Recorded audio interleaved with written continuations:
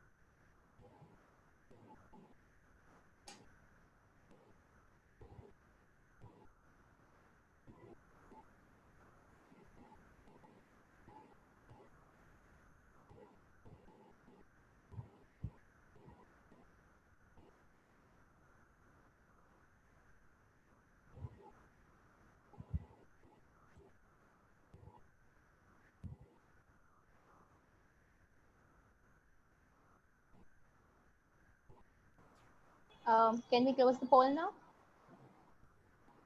Thank you so much.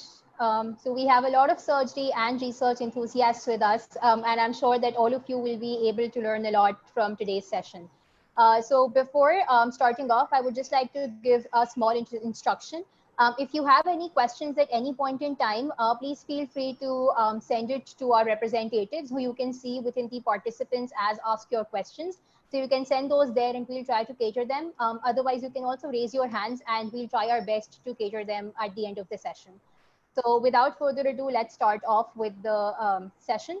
And we'd like to start off with introducing our panelists. First off, we have Dr. Nabil Ashraf. I'm hoping he's here. Yeah, okay. So Dr. Nabil Ashraf completed his medical school at the Khan University, Pakistan in 2017, and currently he's an MPH student at Harvard T.H. Chan School of Public Health for the class of 2021. He completed the Paul Farmer Global Surgery Research Fellowship at the Program in Global Surgery and Social Change, Harvard Medical School. He is also a co-founder and permanent member of Incision Pakistan. For the past 2 years, he has been serving as research program coordinator with the Indus Network Health in Pakistan, and has also worked with Pakistan's Ministry of Health on national level projects for essential surgical emergency healthcare packages.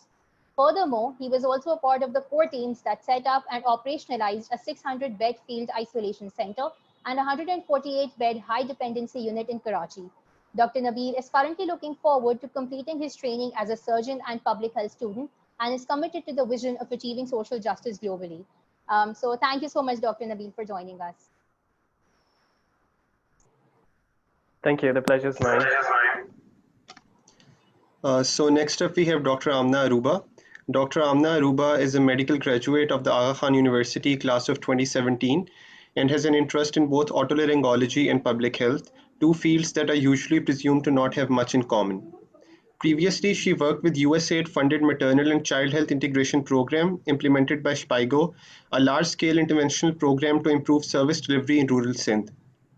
Currently, she is a research associate at the Center for Global Surgical Care at Aga Khan University, where she is involved in research on inequity in surgical care in Pakistan. She plans on pursuing a master's in public health as well as a residency in otolaryngology in the future and to continue working to improve access to surgical care in Pakistan. Thank you so much for joining us today, Dr. Amna. Thank you, Abdullah. So next up, we have Dr. Awais Ghani. He started working at Vanderbilt University Medical Center as a postdoctorate research fellow in pediatric cardiac surgery right after graduating Aga Khan University in December 2018. His major focus is outcomes-based research, but the vast and diverse BUMC research network enabled him to conduct both basic sciences and translational research as well. Apart from conducting his own peds cardiac surgery research, he was able to collaborate with many different pediatric specialties, including pediatric surgery, trauma, critical care, etc., through Surgical Outcome Center for Kids, a clinical research infrastructure which is focused on patient and outcomes research in all pediatric surgical subspecialties. He has been awarded several grants, has numerous publications, and has presented in conferences at both institutional and national level. He's passionate about conducting independent, high-quality researches and hopes to pursue it within his residency as well. Thank you so much, Dr. Awais, for joining us. Thanks for that lovely introduction, Asma. So next up we have Dr. Abdullah Arain. Dr. Abdullah Arain is a medical graduate of the Aga Khan University MBBS class of 2018, during which he was a part of the surgery interest group and excelled in his role of SIG's General Secretary during his final MBBS year. After graduation, he became a research fellow at the Aga Khan University Medical College within the specialty of trauma, surgery and emergency care. In addition, he has also served as program coordinator for Pakistan Lifesavers Program PLSP Consortium. Currently, he is doing his internship at the Jinnah Postgraduate Medical Center. Dr. Abdullah Arain, thank you so much for joining us. Assalamu alaikum, everyone. Thank you for the introduction. So thank you so much. And these are the panelists who will basically be sharing their experiences. And I'm definitely sure that you can learn a lot from all of them. So I'm sure that all of you took diverse journeys from medical school and before applying for your surgical residencies. And a lot of students would want to familiarize themselves with it. So let's start off with your journeys and how you went about your research positions after medical school. And what were your inspirations or reasons for choosing to apply for a research position before applying for a surgical residency? So let's start off with Dr. Nabil. Yeah, hi. So I started off thinking about my research interests while I was preparing for my steps. I graduated in October 2017, and as I was doing step one, I was like missing a lot of the community work I used to do when I was in that school, and I felt like I just wanted to get back to it before going into residency.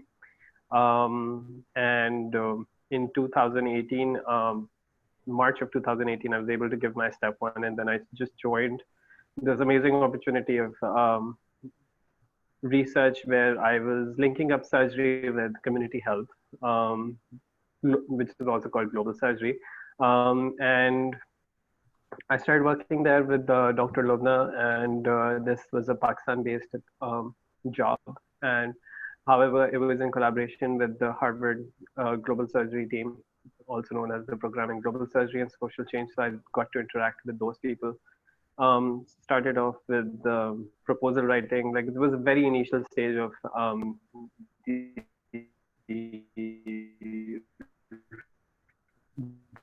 research. Around 2.5 years to this kind of research is a lot of government red tape and how you navigate through that. So there were a lot of delays in data collection, but it's been 2 years, and now I'm moving on to my MPH. And the next thing, while I'm doing my MPH, I'll be applying for surgical residency. So it turns out that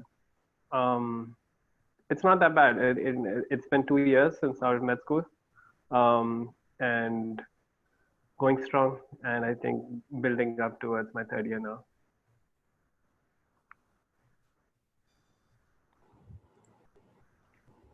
Asma, you're mute. Sorry. Thank you so much, Dr. Nabil. Dr. Amna, would you like to continue? Sure. So I'm also in 017, like Nabil, and but I started my journey with research. I think before med school. I actually came to med school thinking I would probably only want a research career, public health career, but I got into surgery during med school. Um, so I always knew that I wanted an MPH, and I just I didn't know how to integrate a surgical career along with my public health interests. So right after graduation, I started formally working with the project, and the USAID funded project MCHIP that I had already been working with throughout med school, during my vacations and everything. And that was mostly focused on, pediatric and OBGYN stuff, in the public health context, but it gave me the idea that if you can have OBGYN, which is a surgery thing, um, and have a public health perspective of it, then you can also have it for other things. And it obviously gave me a lot more exposure to large format projects and bigger grants and national level projects and how log frameworks and all those kind of things that are, a little bit more technical when it comes to large research projects. But then I still knew that I wanted to do my surgical residency, and I always knew that I wanted to do it from Pakistan, not from the US. So I did my internship last year, and then I started this job, which is global surgery, in AKU. And that I think comes closest to what I want to do in the future in terms of combining surgery and public health. So that's how I got to be here. And the plan in the future is well, I'm applying for MPH this year. So hopefully next year, an MPH, and then right after MPH, like Nabil said, residency. But I'll probably be doing it from here, from Pakistan. Thank you so much, Dr. Amna. Dr. Uwais, would you like to share your journey? Sure. So I'm going to be brutally honest with you guys. I had no research experience in medical school. I'd done a couple of projects with a urological resident, but essentially that was basically data collection. And so I didn't really know what research was, and I didn't have a passion to do it. I kind of came here for my electives and thought that I wanted to do ENT/plastics in the beginning. And so I thought those are fields where you do need research to get into a program. And so when I was at my electives, I talked to networks a little bit with some people, and I ended up getting this position. Right after I got finished with my electives, I was, told to interview, and I ended up getting this position after I graduated from in December. And so I was planning for something else, but along the way, I realized that, general surgery is where I want to be. And that was a bunch of factors. And it included my final year general surgery rotation. And for general surgery, there isn't really a big correlation between how many research publications you have and getting a match. And that's something that many program directors and many AKU residents have explained to me, and it does make a lot of sense. There is no real correlation between general surgery and research. It's more about your scores and the people who are calling for you. But I fell in love with the process of outcomes research, and so I continued for the last 2 years doing it. It's very, very fascinating, very good work, and it really does make a difference in terms of patient outcomes. And so that's what I've been doing for the last 2.5 years, or 1.5 years, sorry. Thank you so much, Dr. Weiss. Dr. Abdullah, what about you? I graduated in December of 2018, and right after my graduation, I hadn't taken my steps, and the aim was always to go to the US to go for a surgical residency. So while I was studying for my step one, I joined AKU as a research associate, first in the Department of Surgery, where we started a educational trial which was teaching students how to do laparoscopic surgery and seeing what the outcome was. And during that time, I was offered another position at AKU, which was working with the dean of Aga Khan, who is a trauma surgeon. And we were looking to create a program with the help of Harvard and Johns Hopkins, which would introduce a CPR and a hemorrhage control training system to Pakistan at a national level. And our aim was to train 10 million people over a period of 10 years. And what my work initially was to go talk to all the initial stakeholders, especially firstly in the healthcare department and then in terms of schools, because what we wanted to do was start the program from schools. So 6 months of research that I did at Aga Khan was basically that and some other work, where we planned a program. We decided what the courses were going to be and how we were going to implement that program. But in December of 2019, I realized that because it was a lot of logistical work, I had to not follow my research pathway and give up on it and do my exams first.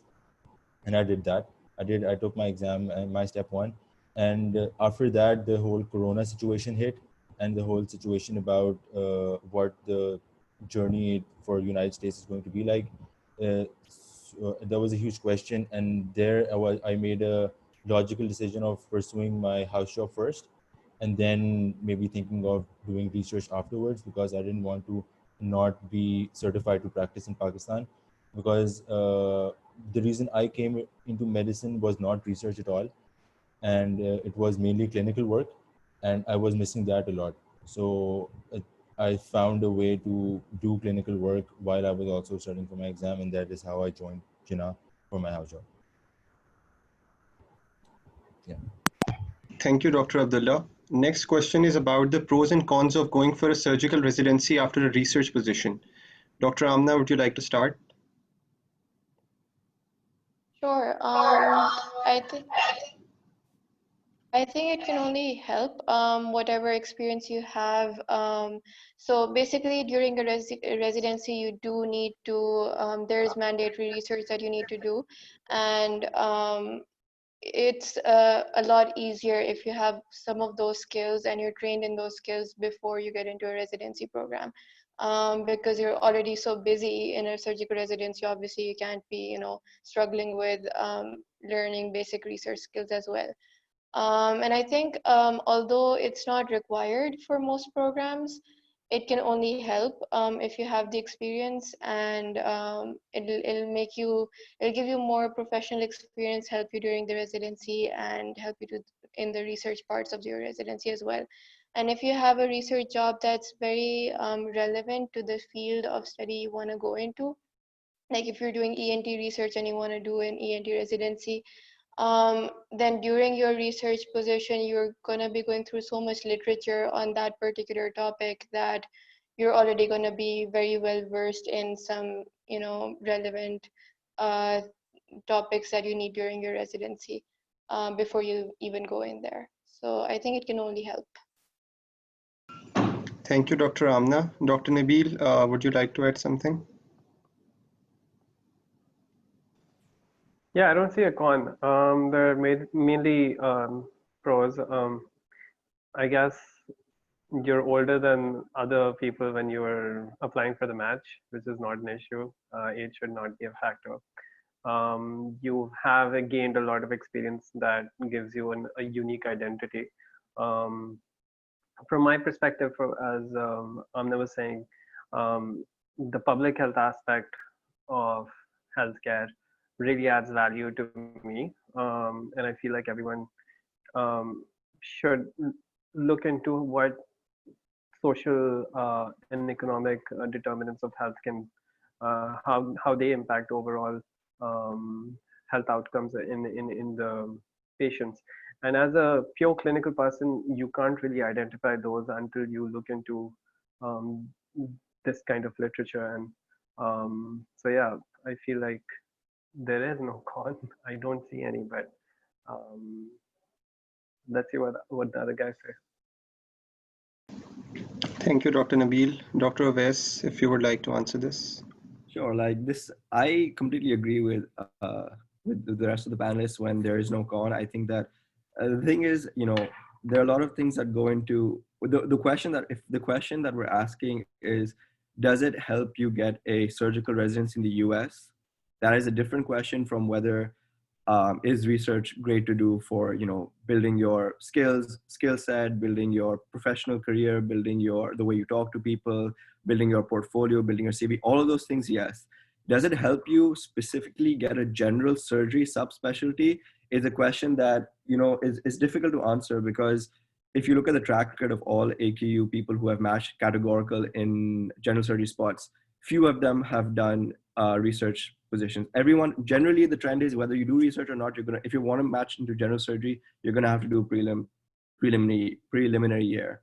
And the only people who have sort of and the reason why people get categorical spots at big academic programs is because a little bit because of this because of their research, but it mainly depends on two factors. One, your scores. You have to have exceptional scores, and the second most important thing, and basically the reason why people get categorical spots, is that some big shot is picking up the phone and calling program directors and saying, take my postdoc, take my student, he is the best. If you don't take him, then you're going to be doing something personal against me.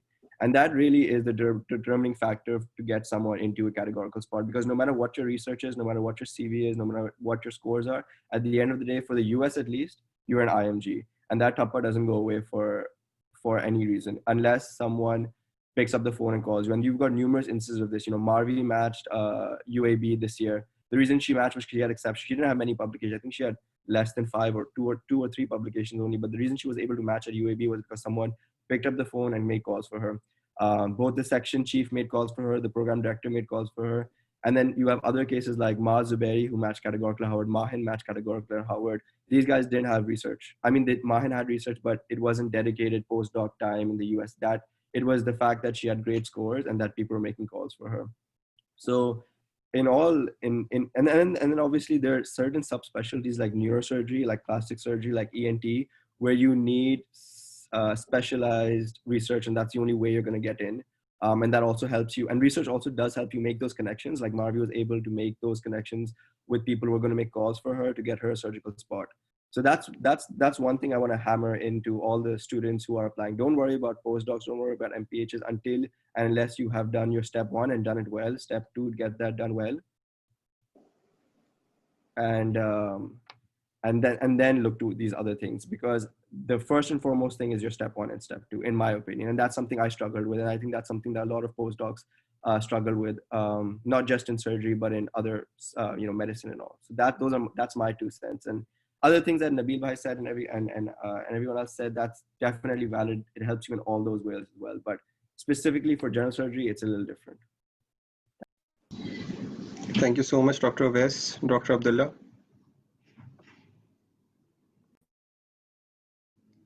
Can you please unmute yourself?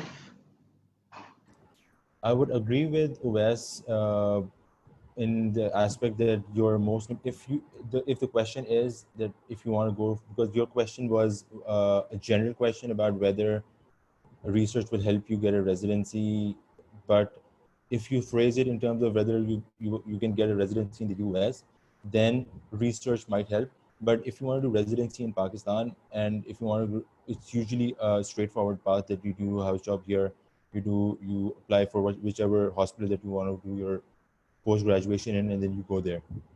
But in terms of the US, I agree that the most important thing is your step scores. And after your step scores is going to be your previous clinical experience, and then on the third end is going to be whatever research that you have. And a lot of people that I know, a lot of people that I've interacted with, had no research but had very good scores and ended up branching in the US. And that was because because of their scores only and maybe their LORs. So but research should not, so the intent of doing research, especially research of public health, should not be for you to think about going to the US or applying for a surgical spot. Yes, it helps you in some way, but all of this research should be aimed at coming up with ways where you can change policy here in Pakistan or change policy somewhere else, which will actually impact in a bigger level and not just you individually.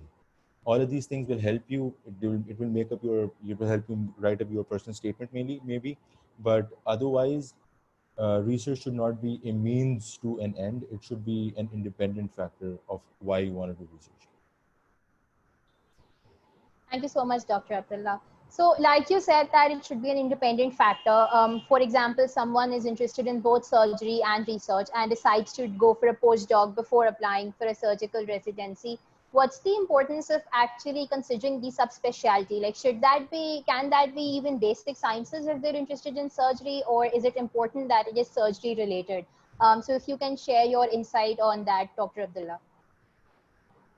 So my research was not basic sciences, but a lot of people who end up doing postdocs in the US tend to get basic sciences research positions, and during those projects, during those positions, they also become part of some other projects which are clinical outcome based or clinical research, and which helps them get an idea of how that research is going to be.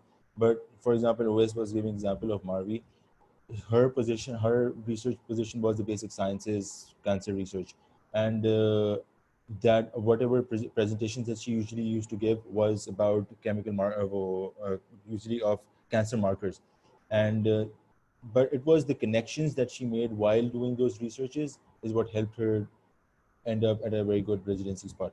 So it doesn't, I don't think it really matters of what's, but the subspecialty that you want to go to, I think that matters. As I would agree with the West, general surgery usually does not have dedicated general surgery research positions. It's usually a subspecialty surgery research position.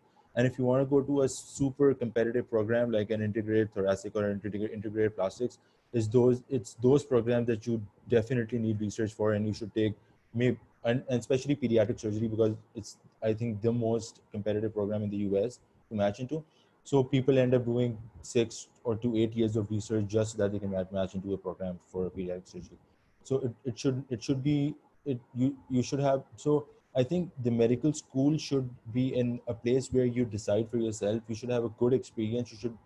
You should try to experience all the specialties in during med school, so that you kind of know what you want to do, and then go on from there, instead of after graduation you are kind of shooting in the air and trying to figure out कि अच्छा मुझे research मिलती है नहीं मिलती, किस में मिलेगी, and how will I use it for my surgical residency. Right.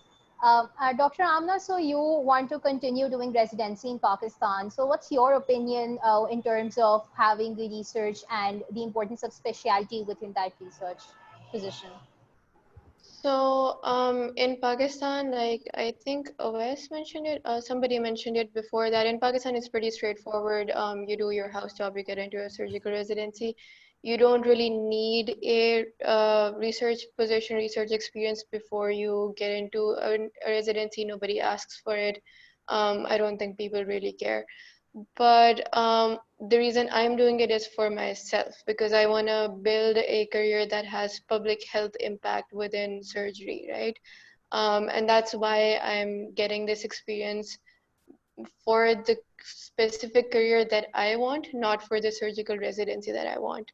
I do have friends who are currently enrolled in surgical residencies. I could have been, right there with them. But I'm choosing to establish myself as a public health professional first, so that I can continue it throughout my residency. And by the time I graduate, then, I don't want to take a break within my residency or right after my residency to do an MPH and to gain research experience. So to me, for the career that I want for myself, this seemed to be the best time to get that experience, get that MPH, and then start on the residency, keeping the public health aspect of it with me throughout the residency itself. So I wouldn't say it's necessary, but if I mean, honestly, it helps. I have a lot of connections with surgeons in the hospital while working here because I'm doing research with them, and it can only help that way. But it's definitely not necessary to do. Okay, thank you so much, Dr. Amna. Dr. Uwais, do you want to add something to this? I think all the points have been covered fairly well. As Amna said, Amnawaji said, it's about your interest. It's about building connections, and all that stuff helps you makes you a better surgeon at the end of the day. Because if you have, if you're looking at your own quality, your own outcomes, your own patient outcomes, then it makes you a better surgeon in the long run, right? Because people who are not up to date with the latest research are not good surgeons. They don't get the same publicity. They don't get the same, and apart from publicity, you're just not the best surgeon you can be if you're not looking at what's out there in the literature, what other surgeons are doing. It's now it's all evidence-based medicine, so research in that sense helps a lot. But what my whole point is that a lot of students have approached me and said, okay, we need a postdoc, we need a postdoc, a lot of O19s, a lot of O20s. And I'm just like, I want to hammer the point, okay, for the US, if you want to get into the US, into a general surgery spot, you will have to do a prelim year, no, unless you get very lucky. Generally, I'm not saying that like Mahin and a lot of people have gone categorical spots, but that's the aim, that's the hope, but that doesn't always work out. And we have brilliant people who have amazing step scores and have had research, but have ended up matching prelim at big institutions. John Hopkins, Vanderbilt, all these big places will not take you for. They just don't offer categorical spots to IMGs because that's just how it is, and that's the reality that we have to live with. No matter how much research you do, or no matter what your step scores are, there's a small chance that you're going to not get there's not a small chance, there's a big chance you're not going to get a categorical position.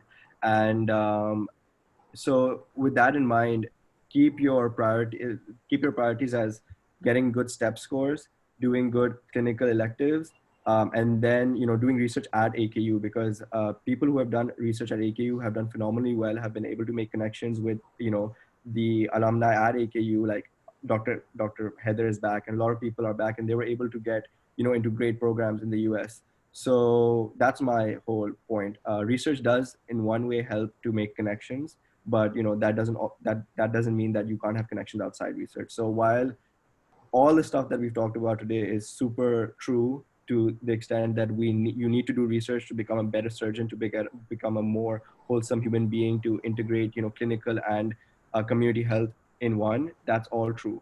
But more specifically for people who want to just get into a general surgery residency, who don't really love surgery, love doing research that much, it is something that you should not consider if you're not passionate about it, because then it'll just be it might end up not being what you thought it would be, and not end up helping you as much as you thought it would help.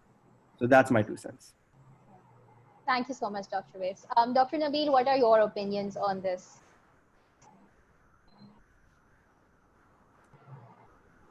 You're muted, Dr. Nabil.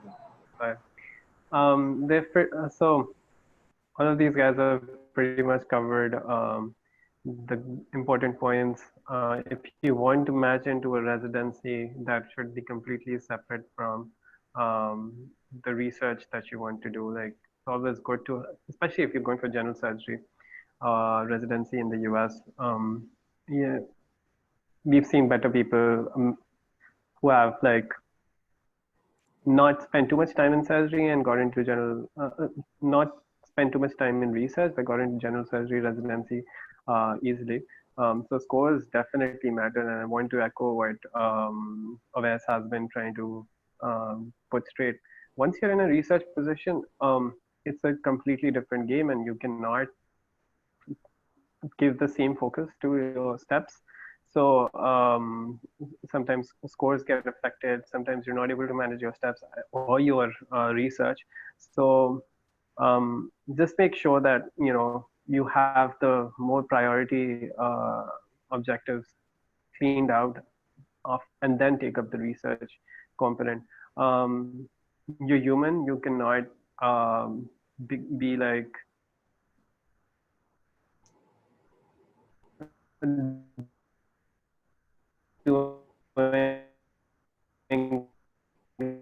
more than can handle. Like, there is a limit to us to doing. You all know what you do and can be passionate about.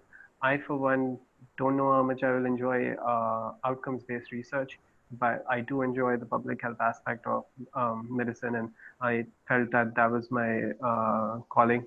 So you have to identify those areas that will interest you. Basic sciences definitely seems like a lot of work. The third thing that I want to put in is that also need to know what kind of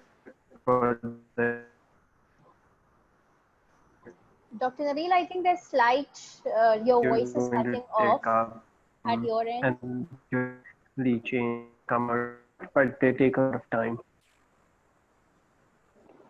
Sorry, can you hear me? Now it's better. Now it's better. Yeah.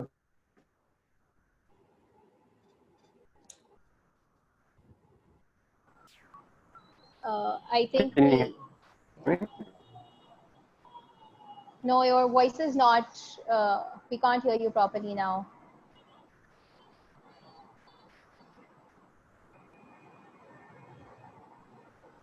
I think we can move on to the next question, and as soon as Dr. Nabil joins back, we'll then take his opinion with this regards again.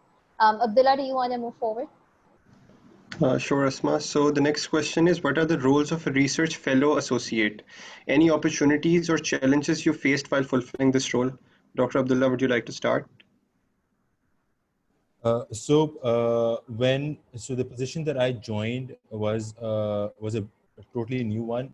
I was the first fellow that they hired, and I thought so. My initial understanding was that my job was probably going to be at a table, and I would be working, reading through research papers and writing up things.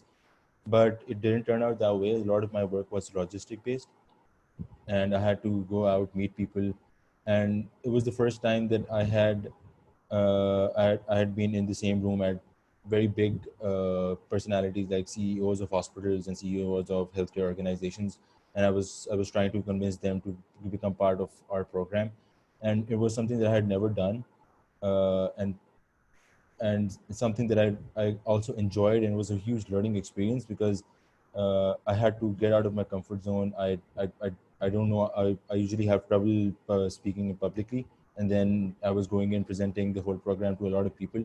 So it was a learning experience.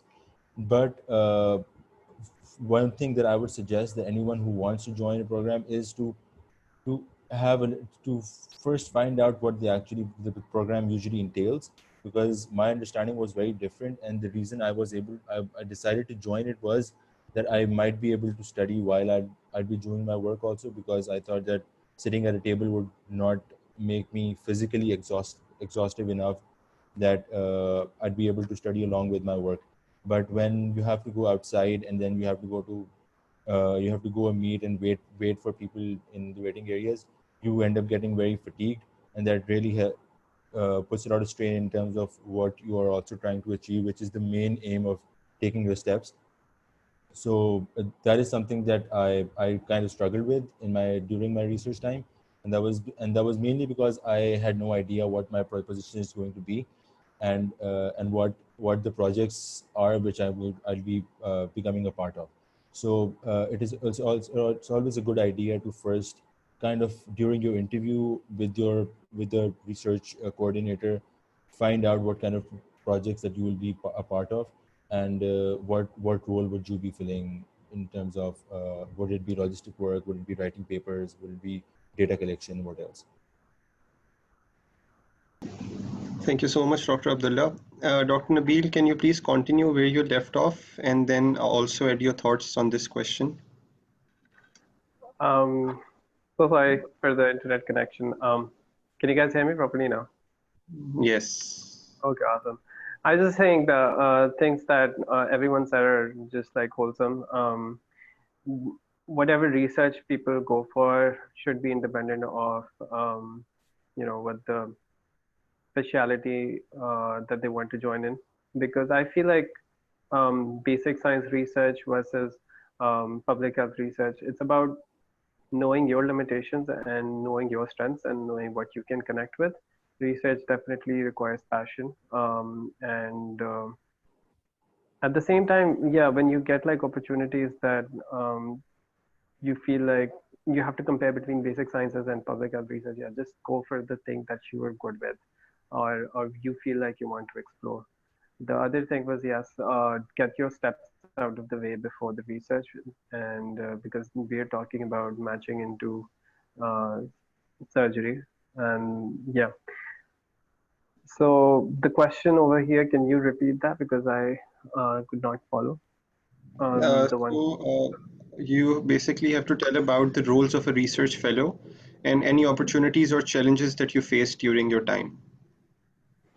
So roles as in my research fellow position was one or of as a program coordinator for public health research, and I divided my work into two types of work. There was programmatic work and there was the technical research work. Programmatic work entails how do you enlist the different tasks that you need to do, and how do you make sure that those tasks are achieved. For example, I had to do, I had to hire people. I had a team of data collectors that I managed. Then there was budgeting that I had to look at.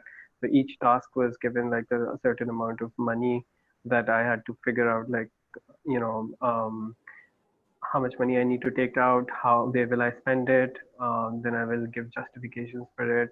So budgeting, HR, and then these two things were big on my programmatic aspect. Then the technical side was knowing the literature, knowing the data analysis, um, and those were the two main roles. And then I guess the third role was like interpersonal skills, how you work with the team, how you work with your collaborators, how you work with your research mentors. And I also had a lot of government interaction. So that is quite task of patience that you have to do when you have to wait outside offices and wait for the government officials to listen to you. Um, so those were the three big roles that I had to fill in. And since I've never done budgeting, since I've never done HR, and that these are like really important things, even when you're writing grants for research projects. Um, those were things that I had to learn. But challenges, you'll face challenges wherever, like whatever research you go into. But it just is about how passionate you are about learning those things and how much you can build your interest in it and you can overcome those. Thank you, Dr. Nabil. Dr. West, can you please share your experience? Sure. So right off the bat, not all research positions are made equal, and something the what Naveen is talking about is like maybe a higher, maybe a more, elegant or more a bigger position than a lot of other research fellows have, because he was sort of coordinating a lot of stuff, and that requires a different sort of skill set. And so what my research position was, it was just working with surgeons to get their ideas, their crazy ideas that are not logical and not logistical and cannot be done easily in the time frame and the money that you have, in producing their ideas into a scientific research. Um, and that is a challenge because a lot of surgeons who you work with don't understand the research process, but they have great ideas, and you need to convert those ideas into research. And that involves, understanding the entire process, what type of study you're going to run, whether it's going to be a retrospective or prospective, whether it's going to be a clinical trial, whether it's not going to be, whether it's just going to be looking at data. So the first and foremost step that you have to run, like in Pakistan, you have the committee. I don't know what it's called. Ryan, you might know what it's called. The IRB, IRB. the Institution Review Board, sort of.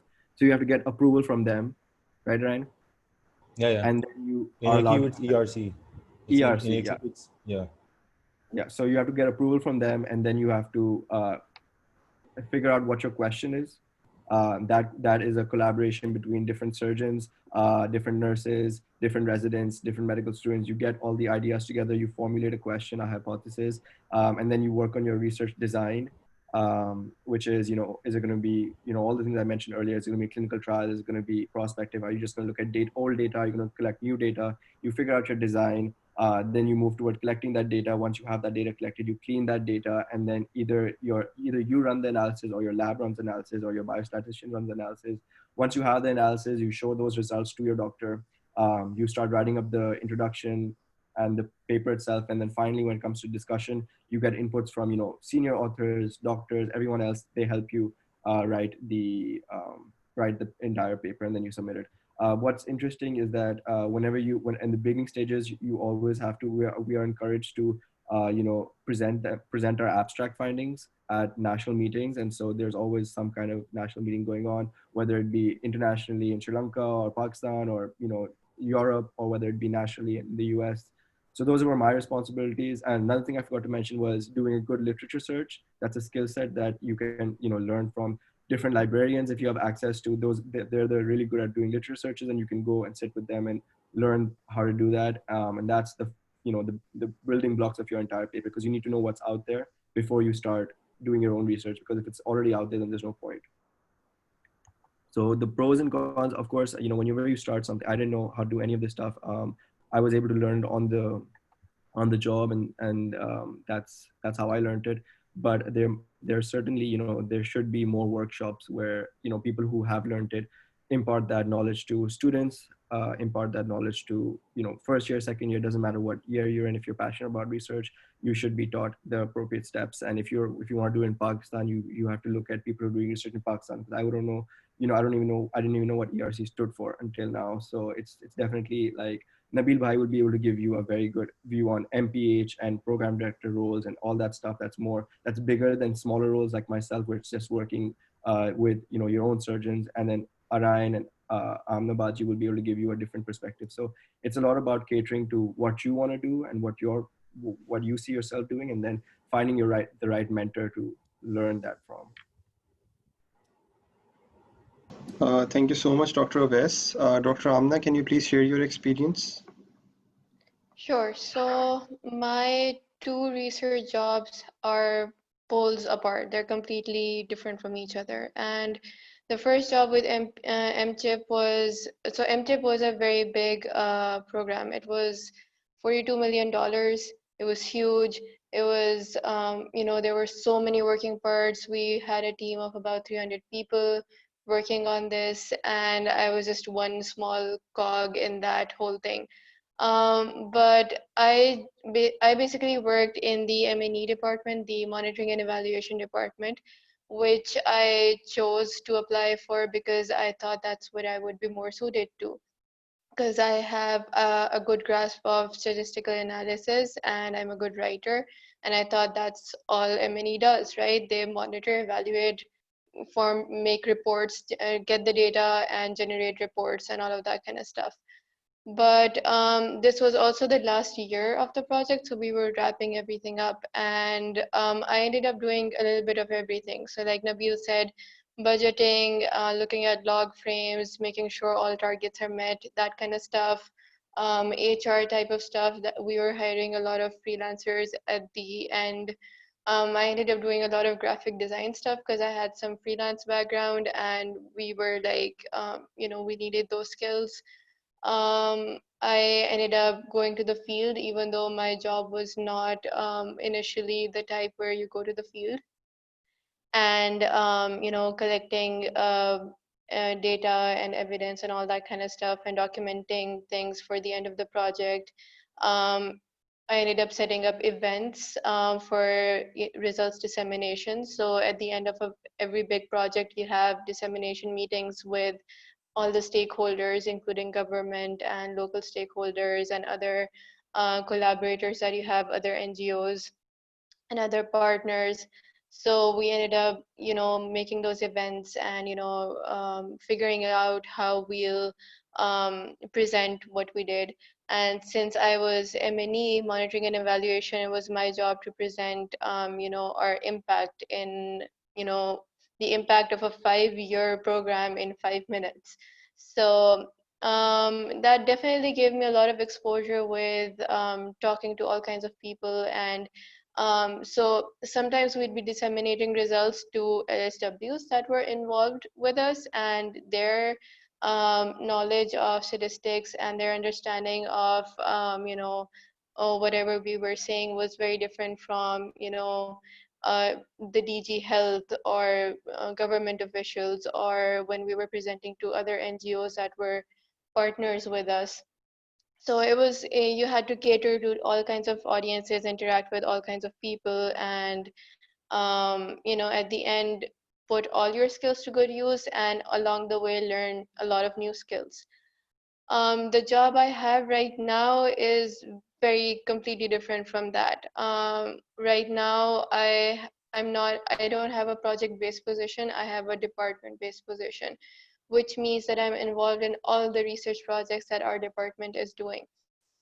And it's a very tiny department. We're only 2 full-time people. The rest of us are part-time, and even including the part-time people, it's just 4 or 5 people. And we're doing multiple small projects. We have like 10 studies going right now. Most of them are barely anything more than observational, and they're all just restricted to Sindh at the most. And there's the funding isn't that big. We have individual grants for each of the studies, and nothing as big as that. And this is a very different experience because like Avais said, I have to talk to surgeons or residents and take their ideas and turn them into things that you can actually do. Put a public health spin on it, because we're restricted by that. We can, like, everybody does clinical research, but we as a department are doing global surgery, so that's more public health. So put a public health spin on it, try to make the best of it, and come up with a way to implement that idea while also adding to literature, not replicating somebody else's work, and making the best of those things. And there's still some interaction with government and other NGOs, where we have partners with other NGOs and all of that stuff. But mostly what I'm learning now is the whole ERC process and the red tape that you have getting a study in an institution like AKU to actually start. And this is the first time I'm getting experiences getting a grant, writing proposals, because before this I've only worked in projects that already have the grant, and on the basis of that grant money they're hiring my services. But so this is a very new experience, and I think both these types of experiences gave me chances to learn very different things, and it helped me figure out what I like to do and what I want to do for the rest of my life. So during the rest of my surgical career, I know that I do want to be involved in bigger projects, interventional projects like MCHIP was, and not just do small scale research like I'm doing right now, and like surgeons tend to usually do, because a surgeon impacts only one patient at a time, but in public health you can impact millions of patients at a time, and that appeals to me. So I think that you can't every research position is unique. You should definitely try to understand what your particular position that you're applying for entails, what skills are required, and what skills you can learn in that position. And also keep in mind that once you start working in that position, you will be surprised, because you'll be doing things you didn't think you would be, and you'll be learning new things that you didn't even know knew existed. And it's just about your interest and your eagerness to learn new things that are research and public health related. Thank you, Dr. Amna. Each of our panelists have been working in different specialties and they have had very diverse journeys. So we have some specific questions pertaining to your journeys. So starting with Dr. Amna, knowing your passion in public health and global surgery, how do you plan on pursuing it after your current research position? And what is some advice you would like to give students having similar interest in public health? So I think I mentioned before that I want to establish myself as a public health professional before I enter into a residency. So the plan right now is, well, so far I've sort of been taking these two things parallel, right? I've been alternating research jobs with clinical work. So I did my internship in the middle, and during my internship, I was also still involved with the remnants of MTIP and other maternal child health programs.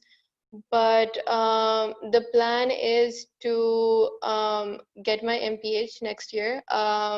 And then after I already have my MPH, to get into a surgical residency. And during my surgical residency, involve myself as much as I can, because I know residency, is tough on, with timing and all of that stuff, in some sort of, large scale projects that have an impact on public health related to surgery, global surgery, but also specifically to ENT if possible. Like my area of interest is cancers. Oral cancers is, one of the most common cancers in Pakistan, and it's, really treatable if it's caught at an early stage, but it never is usually. So I would love to work on some sort of a project that has some sort of an intervention for that, or maybe come up with a project like that, but probably not during residency. And so that's what I see myself doing, is taking both my public health career and my surgical career together in a way that I'm able to impact patients, not just the ones that are in my OR, but millions of patients who weren't able to reach my OR because they had a million obstacles in the way. And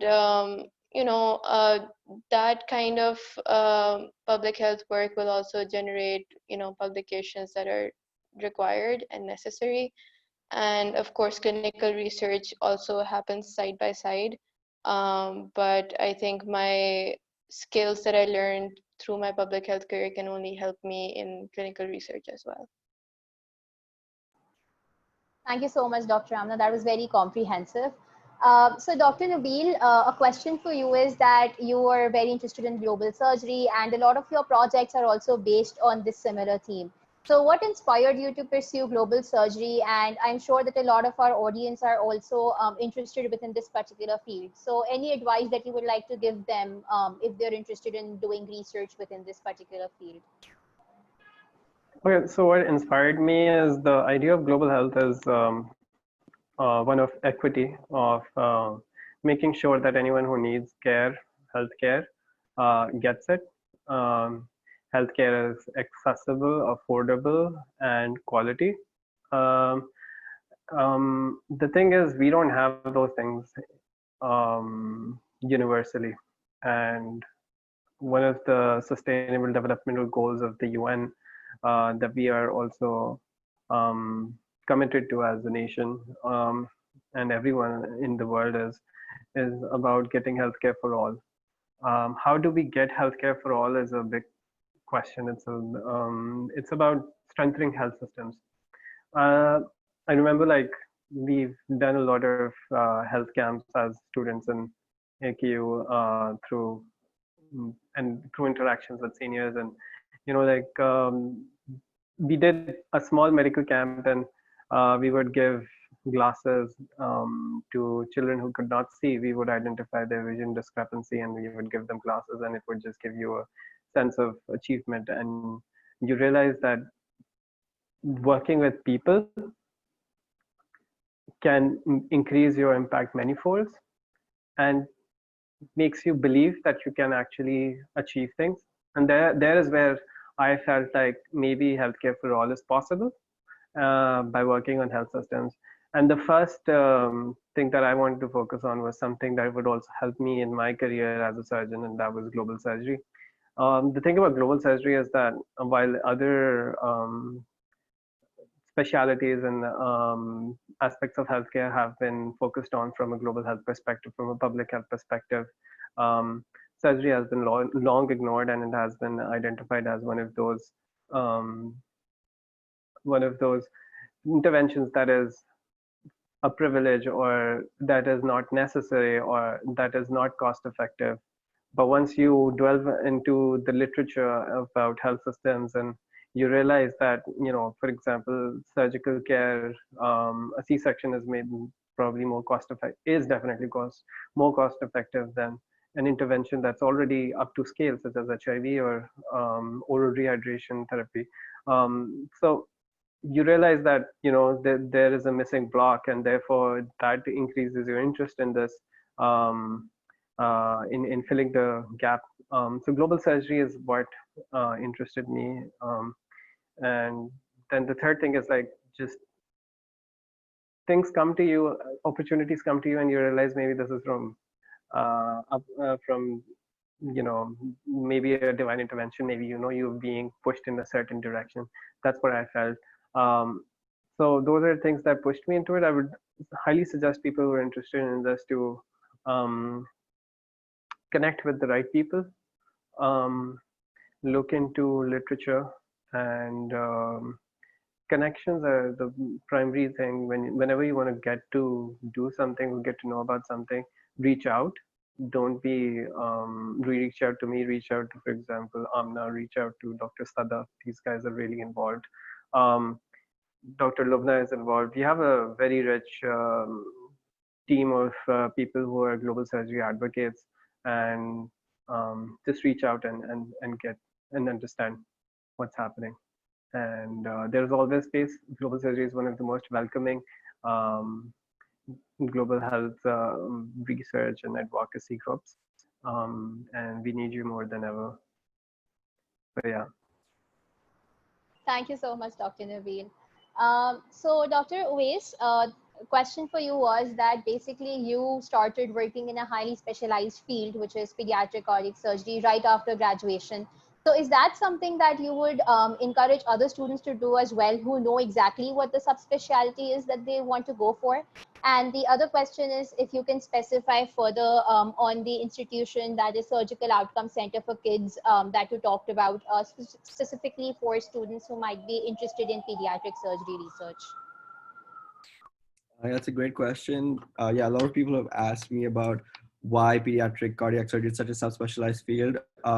So the reason I went into it is simply because it was a position that was available, and one of the people who I'd met, Anish, who was in 015, was doing this position. He wanted to do cardiothoracic surgery, and he had done his elective at Vanderbilt with a pediatric cardiothoracic surgeon who had then offered him a position. And so when he got into his prelim position at Vanderbilt, his position was open, and he asked me to interview for it. So my whole, like, the point of me going there was simply because I really liked Vanderbilt as a place where I wanted to do my general surgery residency. They had a good track record of taking preliminary people from Aga Khan, and then converting them. And so I saw, a place where I could get my foot in the door, and said, it doesn't matter if it's in something that I don't eventually want to do, because general surgery doesn't look specifically at the subspecialties. It doesn't matter what, as long as it's surgical research, it adds value to your CV. And I knew that going into a specialty like pediatric cardiac surgery would also let me, because of the SOCs like you talked about, Surgical Outcome Center for Kids. It's sort of like a collaborative effort between all the pediatric surgical specialties to do outcomes research. And so I knew that I would have the chance to work with plastics, to work with ENT, to work with urology, to work with neuroscience, to work with plastics, and to work with pediatric surgery itself. And all the pediatric surgeons were once general surgeons, so they have those connections. And that's why I joined the program, because I knew that I would be able to do other projects as well. And I did actually have to learn a lot of pediatric heart surgeries, which was very difficult in the beginning because they're super complicated. But yeah, if you know what you want to do, like for example, Marvi knew she wanted to do surgical oncology, and that's the research she went into. Osama knew that he was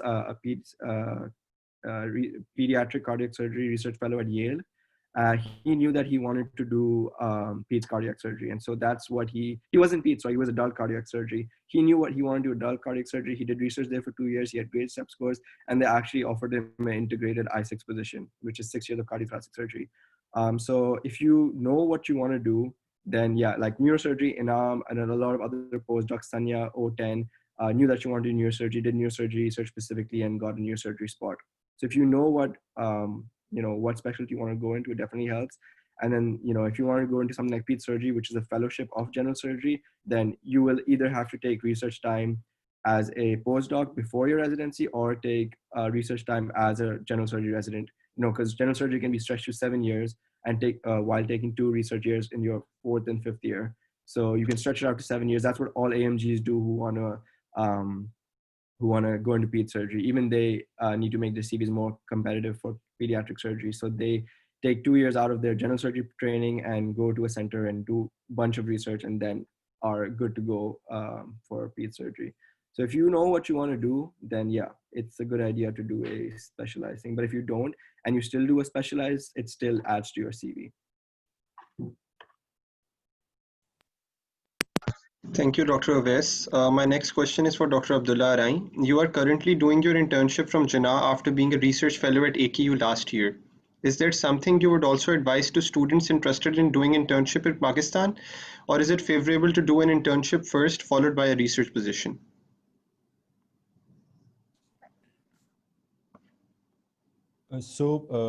My reason for doing an internship at Jinnah was mainly because of the current situation of healthcare over the whole pandemic and COVID situation. Was I wanted to do it at Agha, but I couldn't because AQ has this period of starting from Jan and ending in December, and I wasn't falling in that time period, and I had to start it in between the year. That's why I chose Jinnah. There was no particular reason of choosing Jinnah. But in terms of whether you want to do research first or whether you want to do a house job first, I think it's very dependent on what you want to do later on. Doing a house job helps you get a permanent license in Pakistan. So if you don't want to pursue a research position and you do a clinical year of house job, and then you decide that you would rather do just clinical work because you enjoy it more, you might as well do it. But it's very person and individual dependent decision. But if someone but one thing that I would suggest anyone who is thinking of doing research is, if you are not certain about what kind of clinical specialty that you want to go into is, then I think doing a house job right after medical school is a good idea, because a house job sort of kind of give you an idea of what you like and what you don't like in terms of whether you like surgery or medicine. Because I've seen a lot of people don't know even right after medical school if they want to do surgery, medicine, or peds. So a house job would definitely help you make that idea. And then if you want to do research later on, then maybe you can choose the research particularly to that area. For example, if you want to do peds, then you will do peds research and not do general surgery research. So that's something that I would suggest people to do. Thank you, Dr. Abdullah. Our next question is about the process of applying for a surgical residency after a research position. Dr. Nabil, can you please start?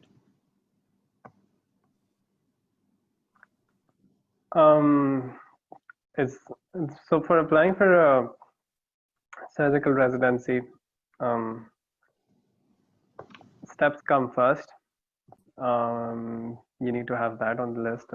Then you also need to have the connections. Funding is important as well. Sometimes people go for unpaid fellowships, and then they end up finding themselves in really like tough circumstances. Figure out the funding aspect of applying to a residency as well. I think those two things, and then the third thing is connections. Then the process is just the same, which everyone gets to know about when they delve into it. Your personal statement should definitely embody the work that you've done, and try to highlight how you are going to apply whatever you've learned in whatever field that you were exploring as a researcher. The thing is that I feel even if you go into a research that is not really connected to the subspecialty you wanted to apply to, and maybe you have a change of heart, you can always talk about the thing that you were doing. It's completely natural to evolve and to have new interests, and be complete in yourself, own yourself, and try to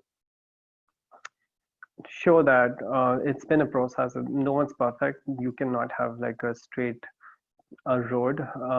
You will always have these, you know, loops, and you will have to navigate through many hurdles to get where you're supposed to be, and you don't even know where you're supposed to be. Just trust the system and go. So yeah, if you have these four things together, you have your scores, you have your funding, you have your connections.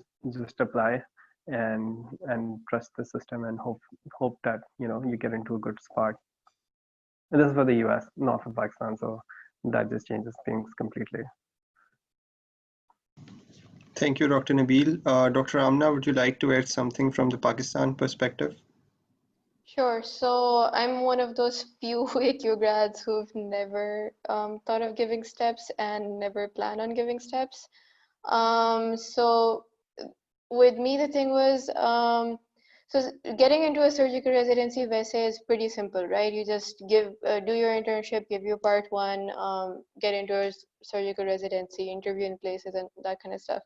But the thing that I had to figure out a little bit was that because I wanted to do an MPH beforehand, was the requirements that I had for the MPH. So you need to give a GRE or TOEFL, and have some experience in public health before you apply, ideally, not necessarily. And then I also need to figure out if, so I didn't want to come back from my MPH and then study basic sciences to give my part one, right? Because at that time it would be really hard, like 4 years after graduating med school, 5 years after graduating med school, to go back to studying biochemistry to give an exam, right? So that's why I decided to do my internship last year, was so that I could get done with those exams right now. And I know that that's going to be valid for 7 years. So then I have peace of mind that now I can focus on my MPH requirements, come back and just apply for a surgical residency. So I think the only tip I would give for a Pakistani perspective would be to sort of have a plan as soon as you know what you want to do, like the vague outlines of what you want to do, because you can never be too sure or too specific. Sort of make a timeline of what exams you need to give and how long they'll be valid for, and just that's how you construct what you want to do first and what you want to do later, and that will sort of help you, not having to study for exams you've probably forgotten things about, um, when it can get a little bit more irritating to do. Thank you, Dr. Amna. Dr. Uwais, would you like to add something?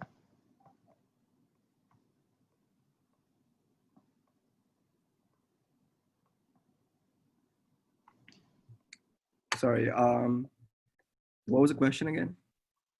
So can you briefly touch upon the pathway of pursuing a surgical residency after a research fellowship? Right. So yeah, as Amnabaji just said, it's pretty straightforward process in terms of Pakistan and in the US. Like you just have to apply. The main advantage that you get after doing a research postdoc in the US is that two things. If you've had a long time between your medical school and research, then you can update your letters of recommendations from the people that you've been doing research, and they will write you strong letters. And the second thing is that it will your, what was I going to say? Your connections, the connections that you make during your postdoc can be extremely strong. If you have done really solid work and have put many lines on your PI CV or your mentor CV, or if you've been working with the program director or the section chief or the whatever high person that you've been working with, if they pick up the phone and make a call for you to a smaller program and say, this is our postdoc, you've got to take this position, you've got to take this person, then that way you will definitely that increases your chances, and that essentially what gets you into a spot. So that's the way research can help you get a surgical spot in the US. But of course, the other things like your step score have to be high. you can't just have wasted the time that you had to have at least presented some of your papers at national conferences. You should have at least had a few publications, and you know, the people that you work with, as long as they have good things to say about you and they're willing to pick up the phone and call for you, you can take that, you know, your postdoc was successful. That's the way I think it helps. Thank you, Dr. Oves. Dr. Abdullah Rain, do you have something to add? Well, one thing that I recently found out was that someone that I work with said that I had done a clinical rotation with them in 2018, and now I was applying in 2020, and there was going to be an issue with the time that I had spent and what I was doing 2 years in between. So if you were getting a letter from someone that you worked with 2 years ago, it might be a challenging thing for them to remember who you were. So it's always a good idea to, one, stay in touch. If you're doing a research position, whatever you were doing after your graduation, it's always a good idea to stay in touch with people that you work with while doing clinical electives. And a very important thing, a very strong thing that you require for your residency application in the US is your clinical experience in the US. And a lot of and I think it's an expensive thing that people tend to need for applications, and it's a good idea that people should have done some clinical work in the US. Otherwise, as Wes mentioned, it's if the research work that you've done has been productive in terms of the people vouching for you for a residency spot, then I think you shouldn't have a problem with whether your research position was successful or not. But you should have some publications to show for it, because at the end of the day, it's going to be publication on your CV that will also be representing what you did in those 2 years. So that's also something that you got to remember. Thank you so much, Dr. Abdullah, for sharing your thoughts. So we have someone special with us who joined us, and he's Dr. Amar Javed. He is a graduate of the class of 2013, and he then worked as a research student at the Department of Plastic and Reconstructive Surgery. Currently, he's the lead postdoctoral research fellow and senior program coordinator at Johns Hopkins Hospital, and he's someone who've had more than 100 publications. So we're really happy to have you, Dr. Amar, as part of the talk. And if you would like to share any advice with the audience, we'd love that.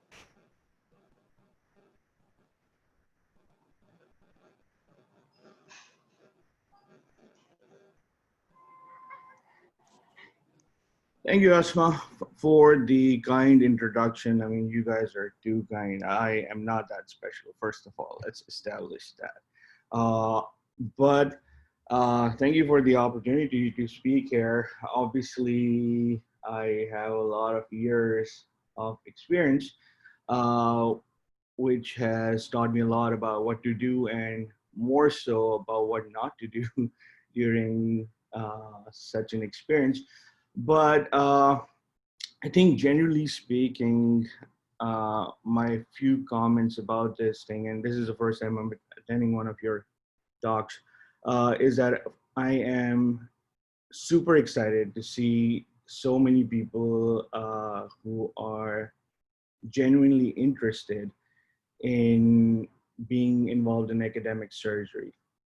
Back in my day, I think if we were to set up a webinar like this, I won't be able to get more than 10 to 20 people to show up at 8 p.m. on a Saturday instead of hanging out with their friends. So first of all, kudos to you guys for setting this whole thing up. And this is definitely, these efforts are going to go a long way in terms of the academic future of graduates from Pakistani medical colleges. So in terms of my advice, I think based on my experience when I was in medical school, at least at Al Khan, it was a very competitive world, and sometimes a lot of people, sometimes people got involved in research just because other people were doing research, right? When I started at Al Khan, coming from a family full of researchers, I knew I wanted to be an academic. And what happened very quickly was that just because I was doing research and a couple of other people were doing research, because of their genuine interest, a lot of people just jumped into it, and in the long run that sort of never worked out well for them, because it sort of distracted them from what they truly wanted to do, which was pursuing a great clinical career. So I think you have to think a lot about whether you want to pursue it or not. Yes, small exposures are great, but instead of just jumping in, taking a lot of just taking up these big giant projects, you should just at least experience and talk to people. So that's number one. So it's not for all. But if you think it is for you, and if you are genuinely interested, then you should start getting a flavor for it.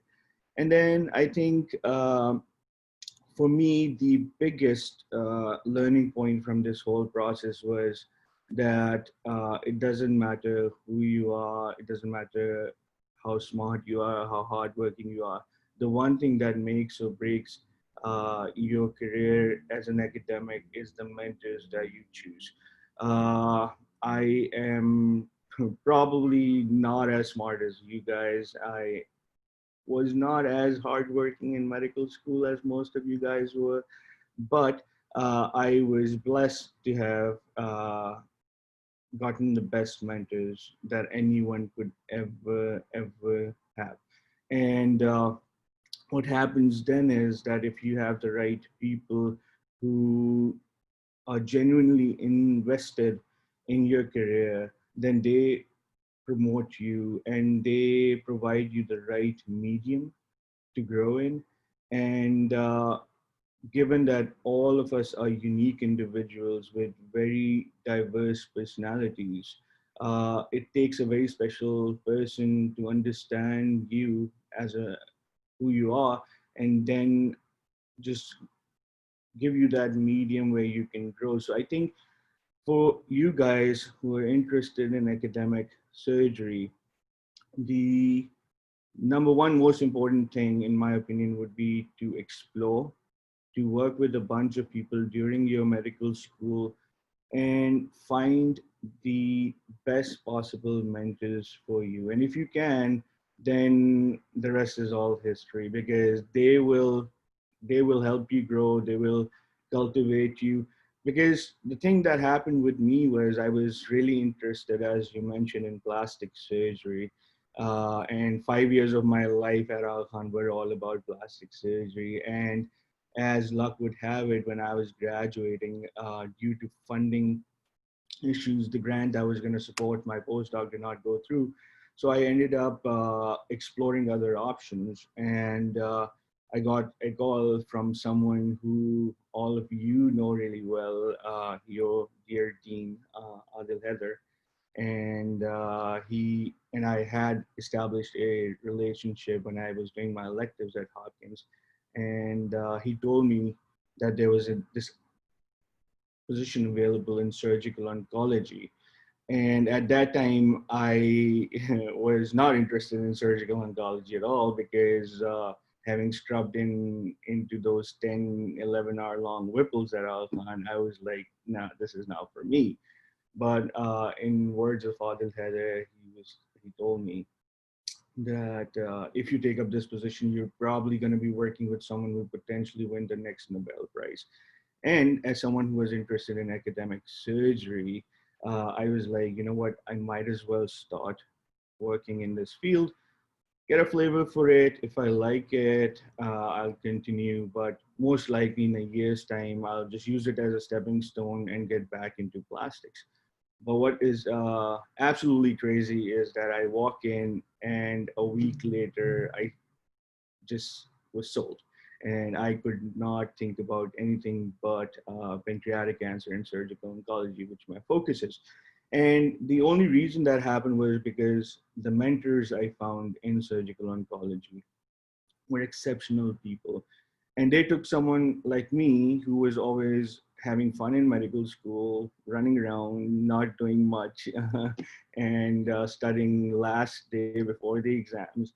And he polished me into someone who loves to work hard, who has great ambitions. And he kept promoting me. So my point being that if you find the right person, like I did, so I don't know if you know about Current Surgical, but John Cameron is a guy who writes the Current Surgical. So I was blessed with the opportunity that John Cameron's protege, Chris Wolfgang, was the one who inherited me. And he took me on and he was like, all right, you are my guy and let's get this done. So what happened was, while based on the experiences I've heard from other people, a majority of these postdoc experiences entail you being at a desk and you having to attend these like 3 or 4 meetings every week and being assigned something to do, and you work on those things and get those things done. For me, it was a very different experience because my mentor knew that I wanted to pursue a surgical career. So he has me in his clinics. He has me going to all our multi-D setups, all our tumor boards. And then I think most importantly, what he did for me was that beyond all our publications, he always got me hooked into these societies. So instead of just me being a random guy at these society meetings, he would always promote me over there. And I don't know if you guys know this or not, but the world of bankers is tiny. But the way he promoted me over the last 5 years is in a way where those people in that community, in general surgery and surgical oncology, they now know me. Now, I could have published the same 100 papers, and maybe some of those people would know me, but the way my mentors promoted my career by getting me talks. For example, if he was invited to give a grand round somewhere and he can't go, he would send me instead, right? So that gets you invited talks on your resumes. I was able to go and deliver talks internationally because of that, through my connections and because of his backing. And then I was able to get leadership positions in the surgical societies over here. So I think beyond just publishing papers, which I guess I'm too old to not appreciate that anymore.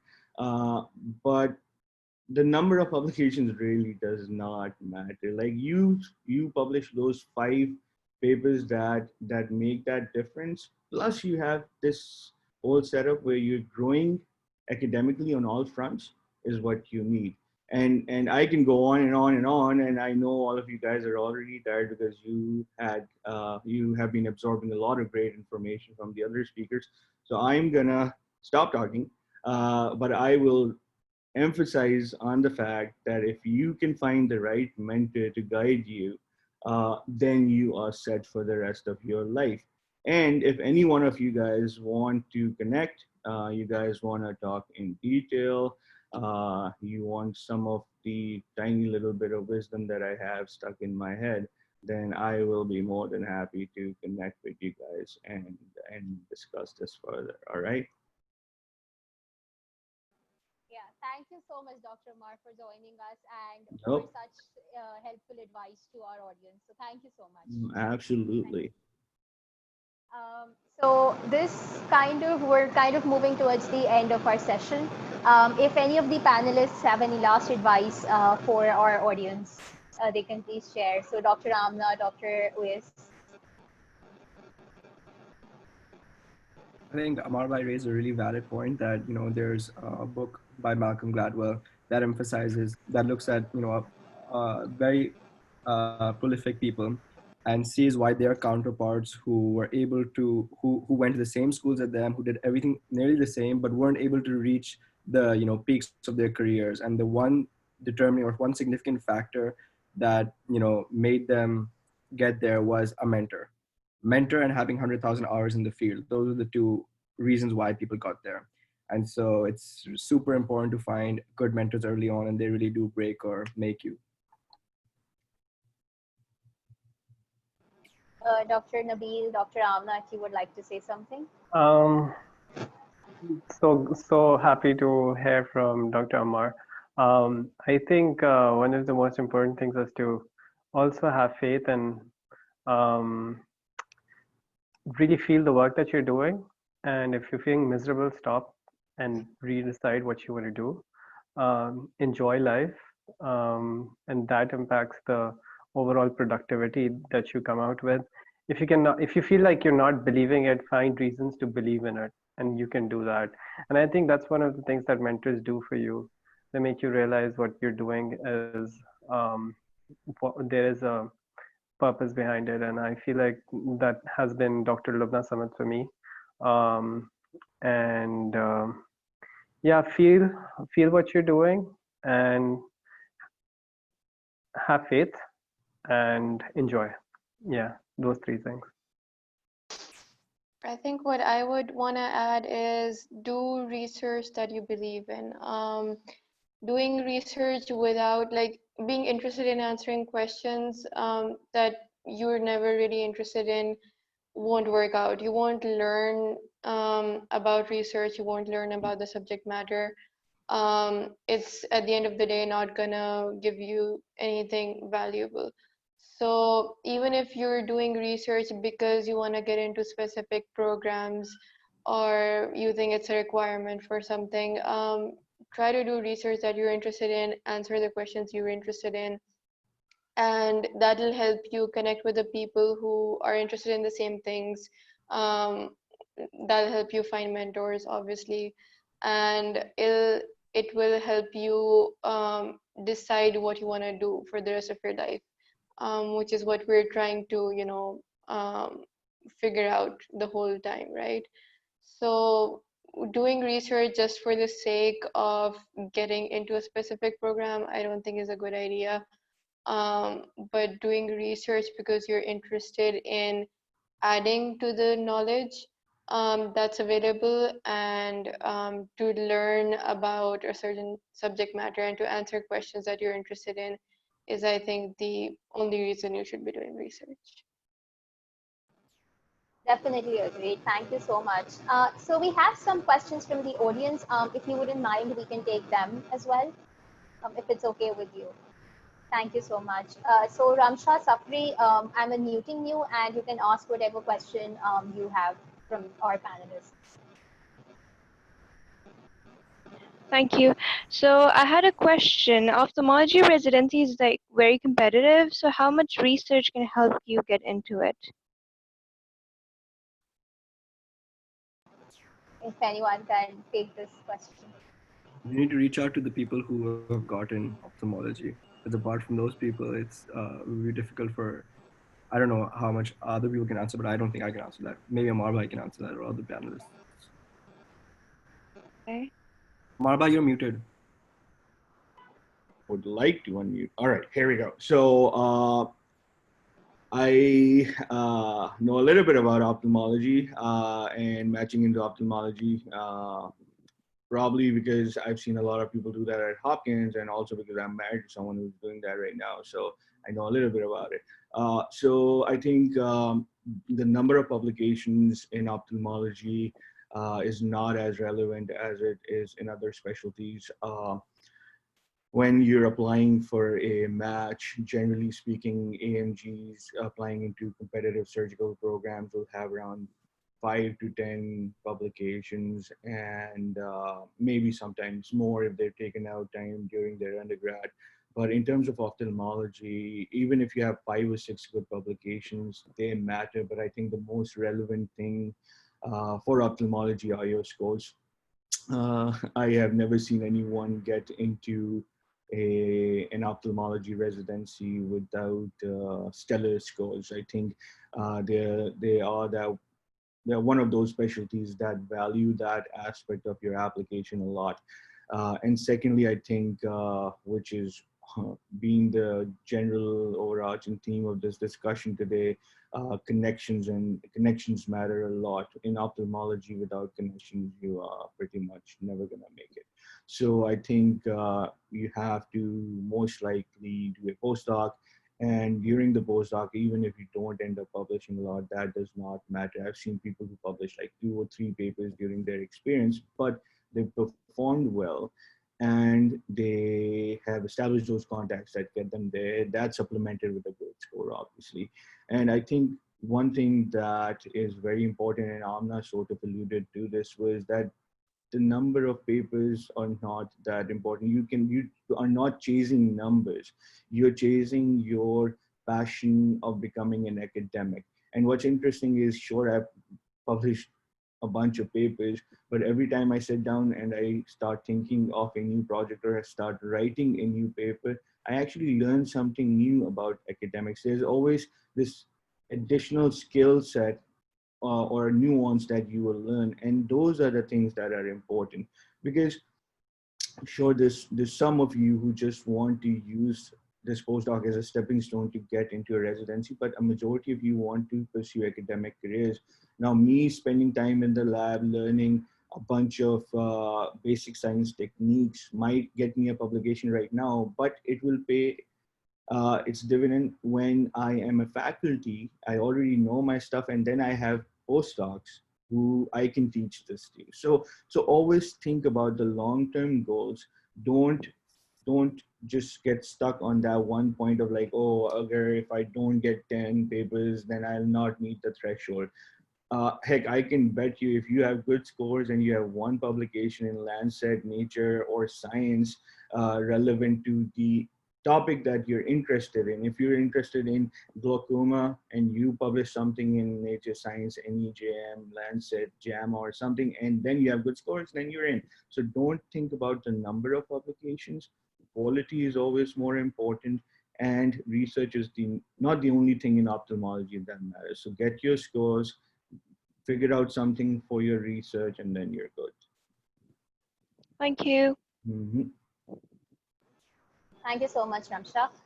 We had another question from the audience, and that was relating to that if someone is actually interested in pursuing research, does the place where they actually have a research position, does that matter in terms of Pakistan or in terms of US? Is that important to consider other than the specialty and everything if you remove that part? So what are your opinions on this? Dr. Amar, you can start off with this. No, I mean, I'll let you guys speak. I've already taken a lot of your time, but I think it matters. Obviously, again, it boils down to contacts. If you want to pursue a residency in the US and you are focusing or you're partaking in research in Pakistan, then you sort of compromise that aspect of it. However, I understand that life happens and not everyone is afforded the opportunity to have the access to a research position in the US, be it financial, circumstantial. I mean, COVID happened, right? I was going to bring in a couple of postdocs this year. Didn't happen because obviously no one is flying in, flying out, visa issues and all. So I think in that setting, you have to look at your best possible options. And I would say in that case, if you still want to pursue a residency in the US, then you find academic surgeons in the US, which I know of a few at Al Khan who have trained in the US and know people here. So instead of having a direct connection in the system, you use them as a surrogate, right? So that's going to be your second degree connection to these American surgical system. So, and then, I mean, again, at the end of the day, if you want to pursue a career in Pakistan, if you want to pursue a career in anywhere in the world, then you focus on establishing yourself in that particular system, right? I'm just going to add to this that for global surgery, it is completely different because you do interact with the international faculty through the consortiums and through the collaborations. And then you add value because you're from Pakistan and you know the nitty-gritty and details of and the context in Pakistan. So really depends. I feel like building upon one of the most important things, which is finding the right mentor, as Ammar Bhai said. It's really not about the place, it's about the people in the place. And sometimes you find the right people in places that are not maybe Ivy Leagues, but you know, they're connected, and sometimes that works better for you because it is an area where you can grow. You don't feel take up an opportunity and don't feel a stepping stone. The amount of work that you put in really puts you forward, not anything else. So Nabil, thank you for bringing that up. See, it's amazing how even now I learned, right? You just took me right out of my translational science bubble and just threw me into real world surgery, right? So yeah, I mean that is a great perspective, and that's what happens when you focus too long into like these dedicated fields. But I absolutely agree with you. And for everyone out there for global surgery, you need to hang on to this guy because he has better perspective about that aspect of research than most of us. So thank you for popping that bubble. No problem. Thanks. Thank you, Dr. Mar and Dr. Nabil. Dr. Amna and Dr. Ways, do you want to add something to this? I think adding on to what Nabil said, the other thing that research in Pakistan gives you versus research in the US in the public health perspective, which includes the global surgery perspective, is that Pakistan is an LMIC. It's a low middle income country, right? And public health efforts are, always more active in low middle income countries as compared to developed countries, high income countries like the US. So if you want to experience public health, global surgery, global health, any of those overarching fields that have large scale interventions, then a low middle income country is a better place to be because that's where the projects are. And like my first job was with Japaigo, right, which is Johns Hopkins key affiliated NGO. So we got to work with a lot of people at Hopkins. And similarly, like most of these projects are funded by foreign agencies, including USAID, including DFID or other organizations in the UK. So you do get to interact with that faculty, and they often also visit project sites and fields and stuff. So you do get mentors that are both local, who understand the local context, who've been working in low middle income countries for decades. And you also get to work with people from, the donor agencies that are from high income countries, and maybe the place where you want to end up in the US or whatever. So yeah, I think that's definitely there is a separate pro to working in a place like Pakistan. I think everyone's covered it well enough for me not to have anything to add. So yeah. So I'll add one last thing. I know I'm going on, and I'm sorry, but I think one important thing to realize is the end goals, right? I mean, what do you want to achieve from your academic career? Now, if you want to really, for example, Amna said that she wants to make a difference for oral cancer outcomes in Pakistan through health policy and surgery. I think in light of that, it makes absolute sense for her to establish herself in that medium because she's gonna grow in that medium and become a leader in that field and will be able to make that difference. Now, just because I've been doing this for so long, I've had those people question whether like, what am I doing for Pakistan, right? And why am I just stuck there, blah, blah, blah, whatever. But the point being, my personal interests are translational science. I love genetics and proteomics and biomarkers in not just oncology, but just the general physiology of the body. So the cutting edge stuff that I need to be doing, unfortunately, cannot be supported by the limited resources that are in places like Pakistan or even other countries. So based on my academic goals, I figured that this place was going to provide me with the right medium. So I think given realizing your objectives and your end goal, and then being true to yourself about it, and then finding a medium that helps you grow towards that goal is important. Because look at Nita Zedi, right? I mean, she is one of the biggest superstars from Aga Khan, right?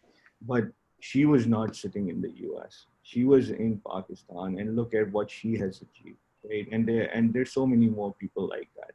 But at the same time, if they were in a setup which was not conducive to their academic growth towards their target, then they probably would not have made it. So I think you have to figure out what you want and what is best for you to get there.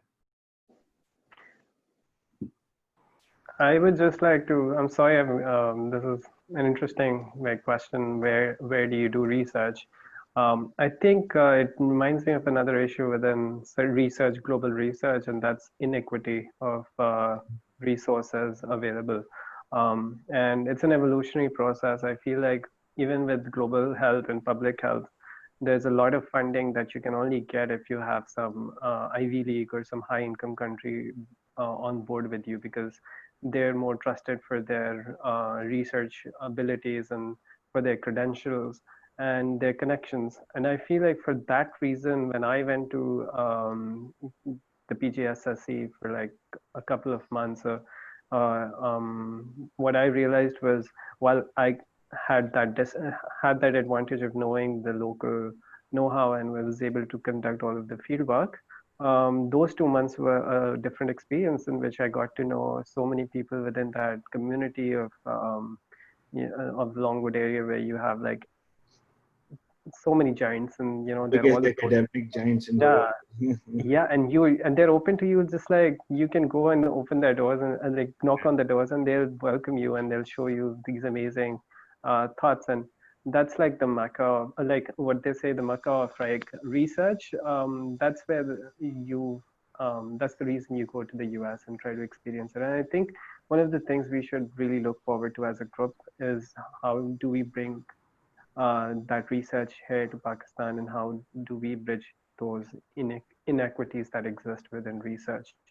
And that's a long, far-fetched dream, I think, but still something we should really look forward to, like seeing where we are self-sufficient in our research and we have our own name.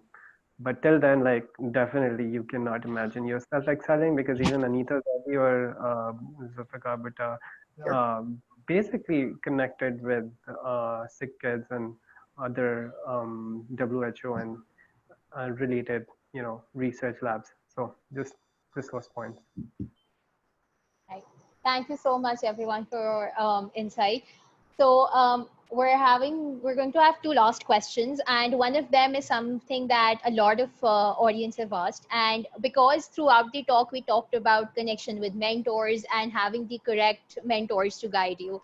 So how do you actually get these mentors, or how can you connect with them so that they actually guide you properly and through? Because a lot of students here are also outside of AKU, so they want to know what exactly, or how should they actually approach these mentors. So Dr. Abdullah, Dr. Nabil, Dr. Amar, if you guys can answer this. Just put in an email. Yep, go ahead. I'll give my 2 cents once you guys are done, but go ahead. I think it's about just talking to people and talking with an intent of finding how you can help each other, or how what people are doing. And as you start asking people what they're doing, you learn a lot about what different aspects there are to research and to what other people are doing. And then you pick up on something, and then you ask if you can find a way to get into it. Sometimes works, sometimes doesn't, but this is the process, and at the end you find the right person. For me, that was how I landed up knowing that Dr. Lubna is doing global surgery, and I emailed her and I was like, I'm interested in community health and in surgery. Do you have any position? And she was like, yeah, we have one. And then through her, I connected with so many people, all the people she knew.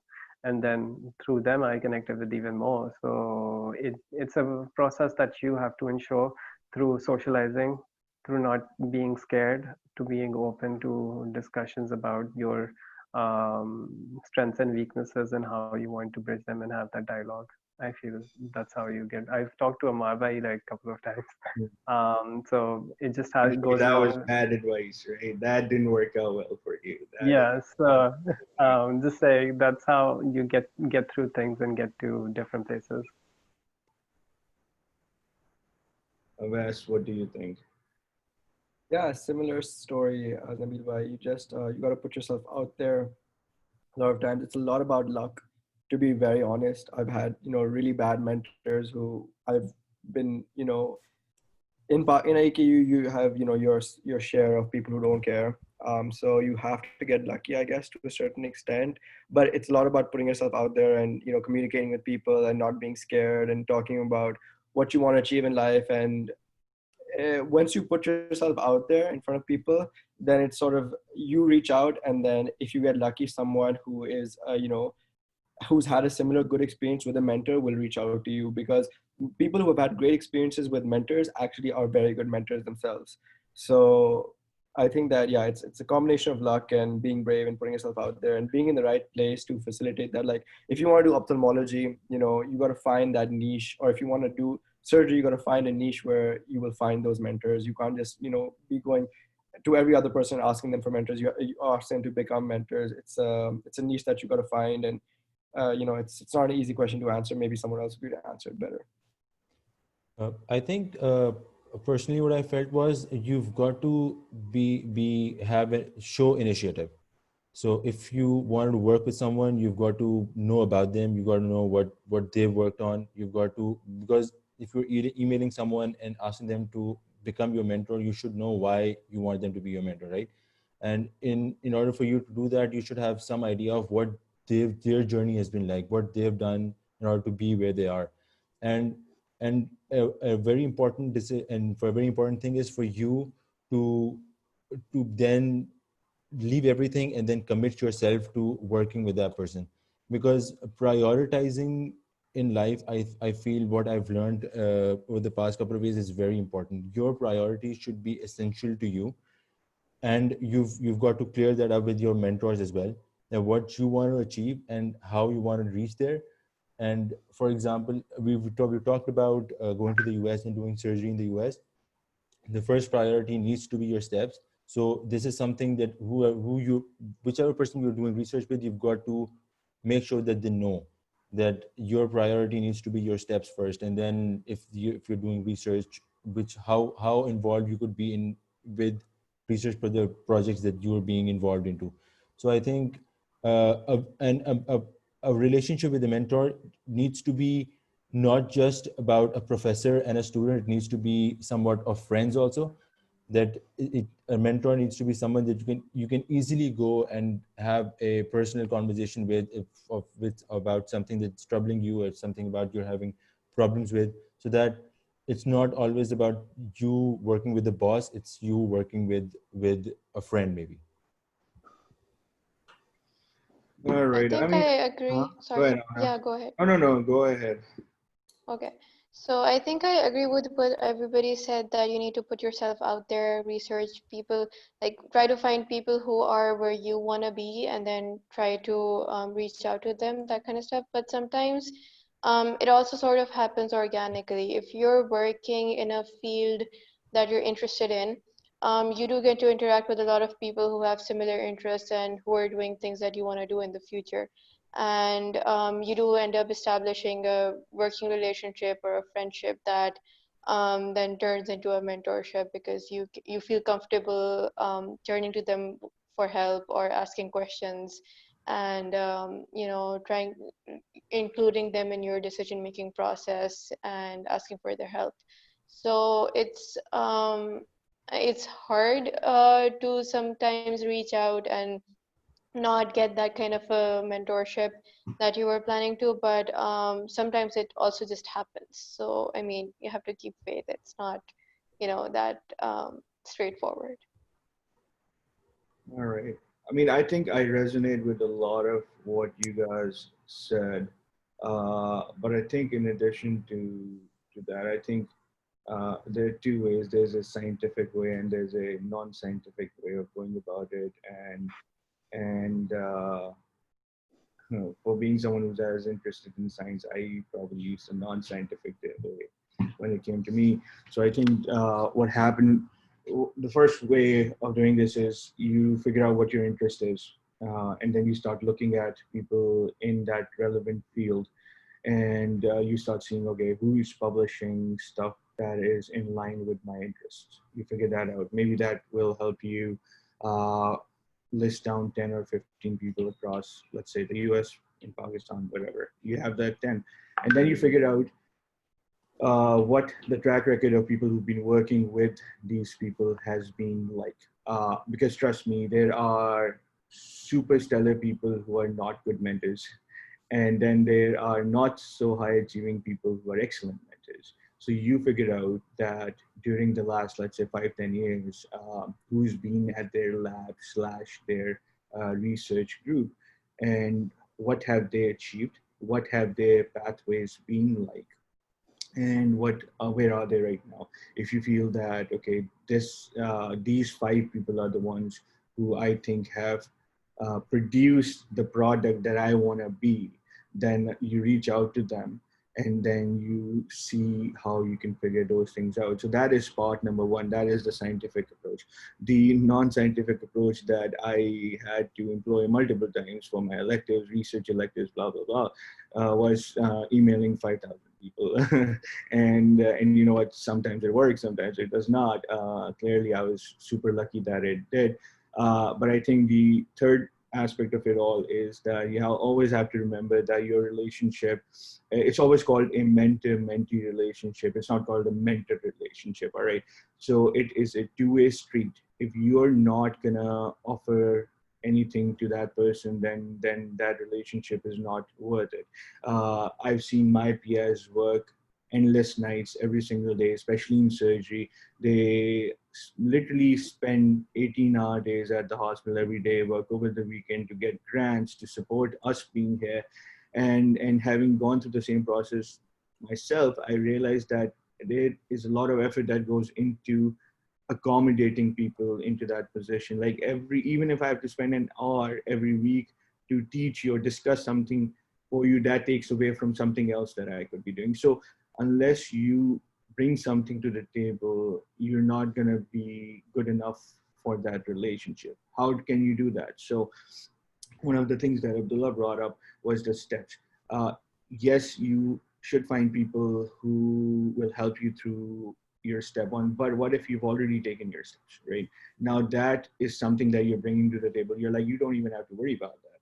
Then for me, since I was interested in academic surgery, when I finished my second year of medicine, I came to MGH for 2 months and I did basic science electives. I didn't know how to pipette, didn't know anything, but I learned those skills. So that added to my CV. After third year, I went to Penn for 6 weeks, did another basic science elective, then final year, whatever. But multiple time points, I added skill sets that were good enough to convince that person to hire me, right? And then the last thing that I did was that I was supposed to come in, fly into Hopkins, interview for this position. Didn't know much about pancreas cancer, but I spent the 3 days prior to my interview just studying everything about like basic sciences of pancreatic cancer. So when I walk into that room, that guy knows, or I can convince that guy that I am good enough for that spot. So I think all the scientific, non-scientific way works, but at the end of the day, you have to set yourself up for a victory. And then the last thing I'll say is that knowing people around me who also pursued similar pathways, sometimes it doesn't work out.